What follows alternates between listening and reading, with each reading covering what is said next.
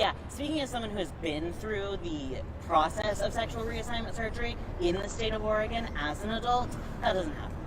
Okay, again, you can have your own opinions, you can't have your own facts. It's a state law that the government will fund your sexual reassignment surgery as young as 15. But will the doctors do it? Will your insurance cover it?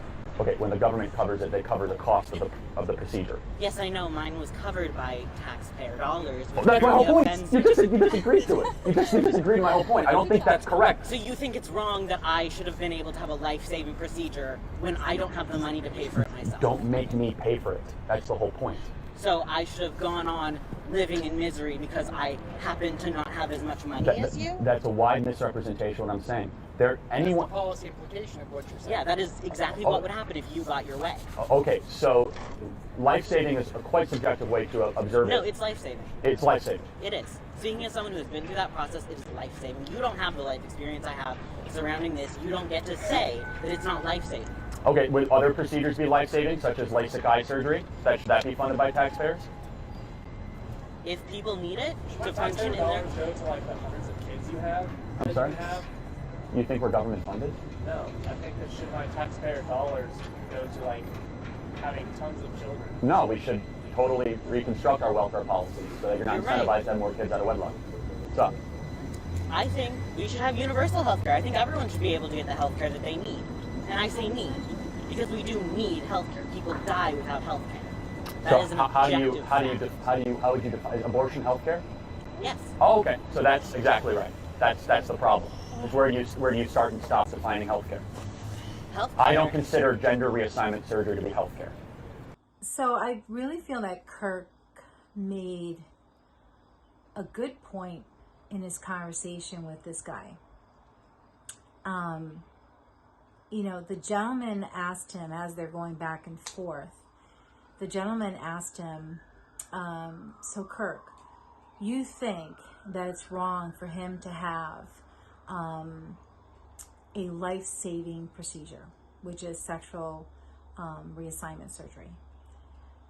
Does he think that it's wrong for him to have that when he doesn't have the money to pay for it?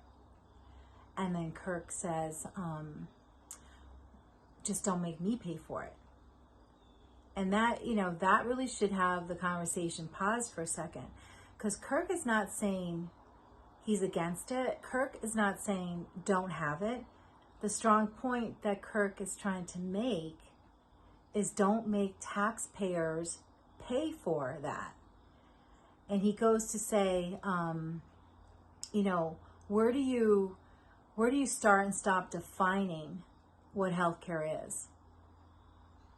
You know, when does that happen?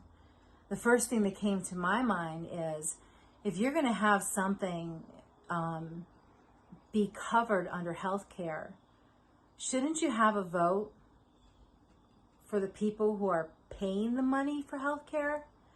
Because once you loop something that is considered under healthcare, that means everyone who pays for healthcare are the ones who's paying for those procedures, for that surgery, for that care, whatever it is. So, to Kurt's point, you know, don't make taxpayers pay for it and just label it under healthcare so it's taken care of. I don't know. I think he made a good point. He's not against it. As the gentleman, you could tell, is standing there hearing it as though Kirk is against it. He's not. He's just trying to make a point that, you know, there's a fine line, and who is really defining the start and the stop of that? It should be our taxpayers who are paying for this, right?